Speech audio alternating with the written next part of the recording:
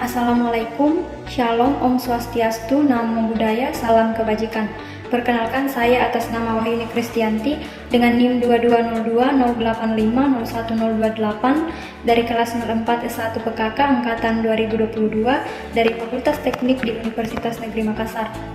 Video ini bertujuan untuk memenuhi salah satu tugas dalam mata kuliah pelayanan prima dengan dosen pengampu Ibu Dr. Syamsidah MPD dan Ibu B.C. Kurani SPD MPD. Tugas yang diberikan adalah mengobservasi dua usaha yang berkaitan dengan konsentrasi jurusan yang dipilih. Nah, di sini saya mengambil atau memilih jurusan Tata Busana. Maka dari itu, melalui video ini saya akan menjelaskan hasil dari observasi yang telah saya laksanakan. Tetapi sebelum itu, saya akan menjelaskan terlebih dahulu apa itu Tata Busana. Tata busana adalah suatu disiplin ilmu dan seni mengenai penerapan desain, estetika, dan keindahan alami untuk pakaian dan hiasan tambahannya. Penerapan tata busana dipengaruhi oleh corak budaya dan sosial yang beragam tergantung pada waktu dan tempat. Saatnya masuk dalam penjelasan terkait hasil observasi. Bagian pertama yaitu nama toko, pemilik, dan alamat toko. Toko pertama yaitu toko yang bernama UPI Collection di mana pemiliknya adalah Ibu Indah dan beralamat di Jalan Hartako Indah, Blok 3G, Parangtambung, Kecamatan Tamalate, Kota Makassar.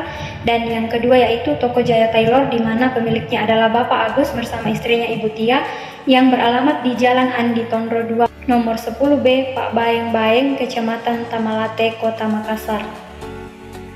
Bagian berikutnya yaitu jumlah karyawan. Toko UPI Collection memiliki satu karyawan yang bernama Ica. Karena di toko UPI Collection memberikan dua macam pelayanan yaitu pelayanan jasa jahit dan pelayanan produk barang yaitu pakaian jadi atau pakaian siap pakai, maka di sini Ica bertugas melayani pelanggan pada bagian pelayanan atau penjualan pakaian jadi atau pakaian siap pakai dan juga kadang melakukan pemasaran atau penjualan melalui live di sosial media yakni Facebook. Pemilik toko UPI Collection hanya mempekerjakan satu orang karyawan karena toko ini ditangani langsung oleh pemilik toko dan juga dibantu oleh dua orang anak yang sudah duduk di bangku SMA.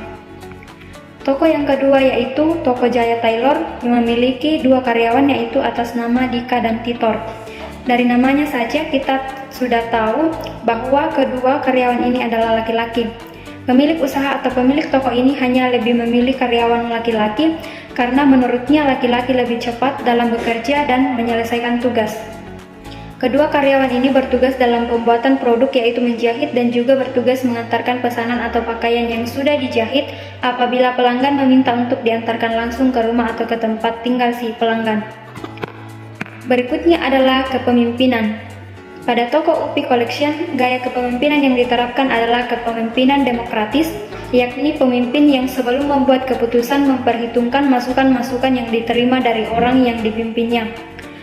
Orang atau bawahan yang dipimpin dapat menyuarakan pendapat mereka secara bebas.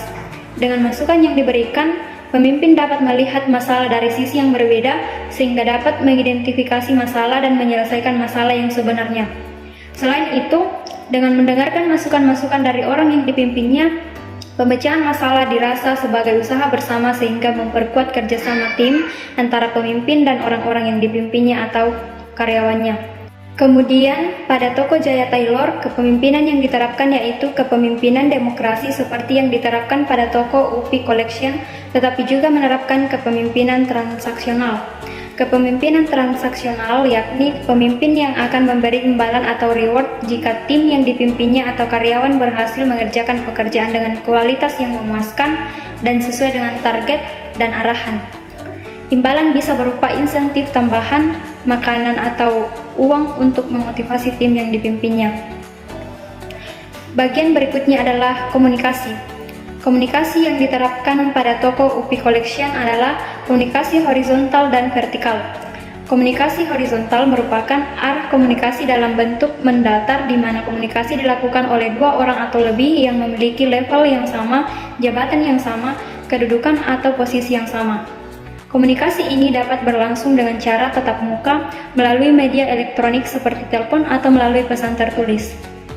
Kelebihan dari komunikasi ini adalah akan terbentuknya suatu komunikasi yang santai dan tidak terlalu formal sehingga apa yang ingin disampaikan dapat disampaikan dengan baik tanpa harus tertekan oleh jabatan atasan dan bawahan.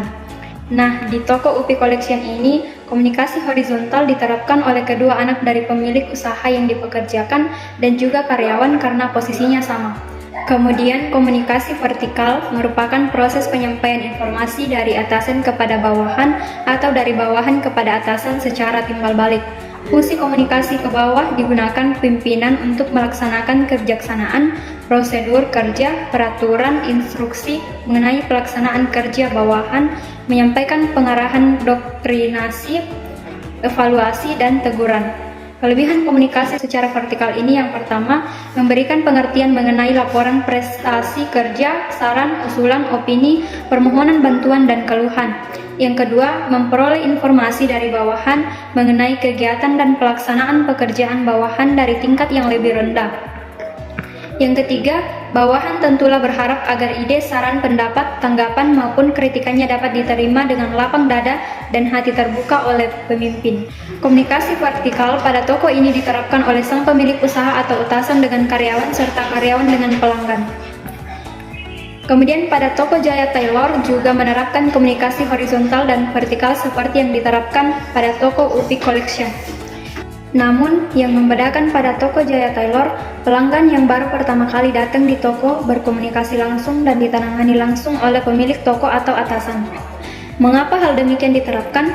Pemilik toko atau pemilik usaha menjawab bahwa hal ini diterapkan untuk lebih meyakinkan pelanggan yang baru pertama kali datang agar menjadi pelanggan tetap. Namun, apabila ada pelanggan yang baru pertama kali datang di toko tersebut tetapi pemilik tidak sedang berada di tempat, karyawan akan menghubungi atasan atau pemilik toko, tetapi apabila sang atasan dalam keadaan tidak bisa diganggu, maka barulah pelanggan tersebut ditangani oleh karyawan. Bagian berikutnya adalah pemasaran. Strategi pemasaran yang diterapkan di UPI Collection yaitu yang pertama internet marketing, yakni melalui sosial media marketing. Media sosial adalah salah satu hal yang memiliki pengaruh penting di dalam kehidupan. Saat ini, banyak media sosial sudah menjadi kehidupan kedua masyarakat. Yang diterapkan pada toko UPI Collection adalah pemasaran di sosial media, yaitu Facebook dengan melakukan penjualan melalui siaran langsung atau live. Yang kedua yaitu pemasaran langsung, yakni pemasaran yang dilakukan dengan cara berkomunikasi langsung di tempat usaha atau toko sang pemilik usaha dan juga mendatangi rumah-rumah konsumen untuk menjual dan menawarkan produk yakni pakaian. Kemudian di toko Jaya Taylor, strategi pemasaran yang diterapkan adalah pemasaran langsung di mana pelaku usaha atau pemilik usaha bertemu dan berkomunikasi secara langsung di tempat usaha atau di toko dari sang pemilik usaha atau pemilik toko. Mengapa hanya menerapkan pemasaran secara langsung? Karena toko atau usaha ini adalah usaha jahit, sehingga pelanggan perlu bertemu langsung dengan pemilik usaha atau karyawan untuk melakukan pengukuran dan penentuan model pakaian yang akan dijahit. Bagian berikutnya yaitu keunggulan yang dijadikan sebagai kekuatan usaha. Pada toko UPI Collection, keunggulan yang pertama adalah kecepatan inovasi. Bisnis dengan skala yang kecil dan memiliki kebebasan lebih dibandingkan bisnis besar membuat pekerjaannya dapat secara leluasa menyalurkan ide-ide secara kreatif dan inovatif yang belum memiliki banyak pesaing. Keunggulan berikutnya yaitu fokus dalam satu bidang. Usaha ini dapat fokus dalam satu bidang usaha tertentu. Contohnya, sebuah usaha pakaian bisa fokus menggarap beberapa model dan cukup melayani permintaan konsumen tertentu untuk bisa mencapai laba. Keunggulan berikutnya yaitu kebebasan menentukan harga. Usaha kecil menengah seperti UPI Collection memiliki kekuatan lebih dalam menentukan harga barang maupun produksi jasa dibandingkan dengan usaha besar. Hal ini karena pemilik UKM sendirilah yang memegang aset sumber kekayaan juga hasil produksi sehingga mereka lebih leluasa dalam menentukan harga barang yang mereka jual ke pasaran. Keunggulan berikutnya yaitu biaya operasional yang rendah. Kebanyakan usaha kecil menengah bekerja dari domisilinya masing-masing tanpa memiliki ruang perkantoran yang tetap seperti toko UPI Collection yang membuka usahanya di rumah. Meski begitu, hal ini juga dapat menjadi salah satu keuntungan dalam bisnis UKM karena biaya operasional yang dikeluarkan oleh pebisnis tidak terlalu besar. Keunggulan berikutnya yaitu kepemilikan penuh. Kepemilikan yang penuh terhadap suatu usaha sehingga pelaku usaha secara bebas mengatur usaha tersebut. Jika merasa bahwa usaha tersebut kurang menguntungkan dan tidak dapat berkembang, maka pemilik usaha bisa mengubah strategi maupun mencoba usaha lainnya. Keunggulan pada toko UPI Collection salah satunya adalah menerima jasa jahit tetapi juga menjual pakaian jadi atau pakaian siap pakai. Kemudian keunggulan pada toko Jaya Taylor yaitu memiliki kesamaan pada keunggulan di toko UPI Collection, yakni kecepatan inovasi, kebebasan menentukan harga, biaya operasional rendah, dan kepemilikan penuh. Namun yang membedakan pada toko Jaya Taylor membuka lapangan pekerjaan bagi yang tidak dapat melanjutkan pendidikannya karena terkendala biaya, namun memiliki bakat dalam bidang tersebut, yakni yang telah saya sebut namanya tadi, yaitu Dika dan Titor. Keunggulan berikutnya yaitu menjadi langganan terutama oleh para polisi dan para pegawai-pegawai lainnya. Bagian berikutnya yaitu kekurangan sekaligus yang menjadi kelemahan. Kekurangan pada toko UPI Collection adalah toko tidak berada di tempat strategis, banyak toko pesaing di daerah atau area yang sama, belum terlalu dikenal oleh orang banyak, dan kapasitas produk yang sedikit. Kemudian kekurangan yang menjadi kelemahan pada toko Jaya Taylor yaitu kurangnya tempat parkir, waktu yang singkat untuk melengkapi kebutuhan, tekanan dari luar yaitu dari kompetitor bisnis usaha serupa, dan kapasitas produk sedikit. Kemudian kesimpulan. Dari uraian hasil observasi tersebut, maka dapat dikatakan bahwa dalam setiap pekerjaan atau bisnis pasti selalu ada kelebihan dan kekurangan. Salah satunya adalah bisnis busana seperti bisnis jahit serta butik, di mana bisnis tersebut masih tergolong dalam usaha kecil dan menengah atau dengan singkatan UKM. Setiap usaha atau pekerjaan pasti memiliki perbedaan dengan usaha lain meskipun masih dalam bidang yang sama. Dalam dunia bisnis sangat berkaitan dan bergantung pada gaya kepemimpinan, cara berkomunikasi, strategi pemasaran, tempat yang strategis, dan cara pelayanan lainnya. Dengan melihat dan mencermati jalannya kedua toko yang telah dijelaskan tadi, maka dapat kita simpulkan bahwa toko Jaya Taylor sedikit lebih maju daripada toko UPI Collection karena telah diketahui bahwa pelanggan pada toko Jaya Taylor lebih banyak karena tempat yang strategis dan sudah memiliki pelanggan tetap. Berikutnya saran.